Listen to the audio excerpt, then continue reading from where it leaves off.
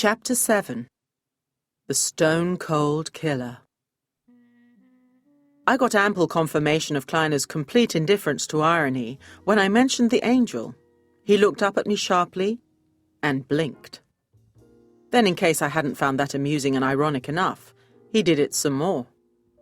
There was a nervous tick at the side of his eye, too. I suspected he wasn't especially delighted at the way I'd stolen his thunder.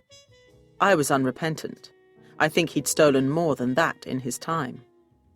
And thinking of time brought me back to the angel, which I now knew from his reaction Kleiner had hidden behind the curtain, where no one could see it. God knows what it was doing. Out of sight, but not out of mind. "Where's this going to end?" I demanded, while Kleiner was failing to come up with a response. "Can't you see what's happening?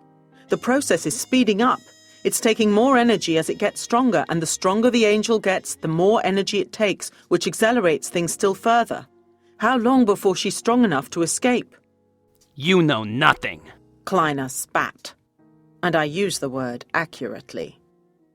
"I know more than you," I told him, as I dabbed at my face with a hanky. However apparently tight and uncompromising one's outfit always makes sure you have a special handy space for a hanky and lipstick.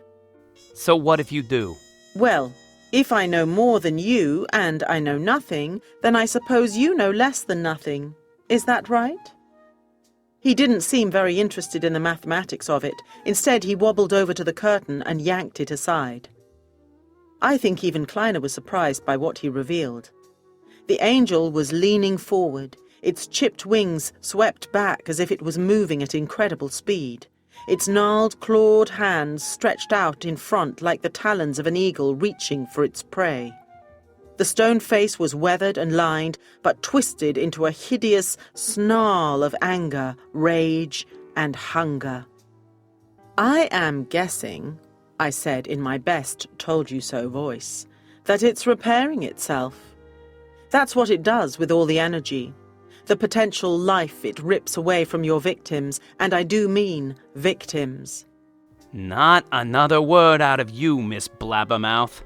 I ignored this skillful quip. "It uses a fraction of that energy to shape the next Rock Railton or Giddy Semestra or Hank." I paused, momentarily thrown. "What's your last name?" I asked the nearest Hank. "Sissy." It was a fair question. "Hank Sissy." The other gun-toting Hank said. "Seriously?" "No, Sissy." Time to move on. Rock Railton, Giddy Semestra, or Hank Sissy, it uses a fraction of the energy used to remold your victims to take on the memories and appearance of their templates. The rest of the life force it keeps. The rest of the unholy bargain it does with time goes to repairing itself. As you can see. Well, Kleiner was looking, but he probably couldn't see the truth. He didn't want to. He had other things on his mind. In any case, it was clear that Max Kleiner and the truth had a rather arm's-length relationship. I tried a different tack. "So, how does the angel wake your sleeping beauties?" His smile was back, curled round his cigar. "How else? With a kiss. The kiss of an angel. The merest touch will do it. But let's call it a kiss. That seems appropriate." It would certainly work. And it did seem horribly appropriate.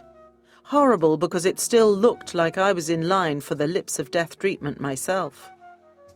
This was rather confirmed as Kleiner ordered the two armed Hanks to take me to the coffin-shaped device. The other two Hanks lifted the lid to reveal the dark interior. It looked worryingly like a coffin inside as well. Sure enough, the two armed Hanks tucked their pistols away inside their jacket/blazer and each grabbed one of my arms. I was lifted from the ground and marched across to the tank, which was bad news for me. The bad news for them was that, with my feet now off the ground, I could twist my legs enough to kick out. In a dazzlingly elegant display of athletic symmetry, I inserted one high heel into the most tender area within reach on each of my escorts. They both yelled and doubled over, and each let go of me at the same moment, evidently having a similar interest in the symmetry of things. all of which left me free to get my high heels back under the rest of me and make a rapid exit. My feet clacked on the hard floor like a frantic telegraph operator. SOS all the way to the door. The door sprang open before I got there. Not good news. It was Mrs. Makeup returning. I caught a satisfying glimpse of her surprised face before I cannoned into it and sent her flying. Unfortunately, the impact sent me flying too. By the time I got to my feet, I was surrounded by Hank. Just the one Hank, but he held me tight. Then another one jabbed a gun so close to my nose I could smell the cordite from its last shot. If I wasn't careful, my final sensory experience would be the smell of the next one. Without many options left, I allowed myself to be dragged back towards the coffin tank. The makeup woman seemed to have recovered from her ordeal and was talking urgently to Max Kleiner. Julius can't have it. Tell him to stop bothering me. He waved her away. The woman scowled at me as she passed. I nodded back. But my blood froze as we approached the equipment. The angel was still staring out from its alcove. Maybe it was a trick of the light, or maybe it was my imagination, but it seemed like the angel's expression had changed, just slightly. It seemed like there was the ghost of a smile on its cracked stone lips.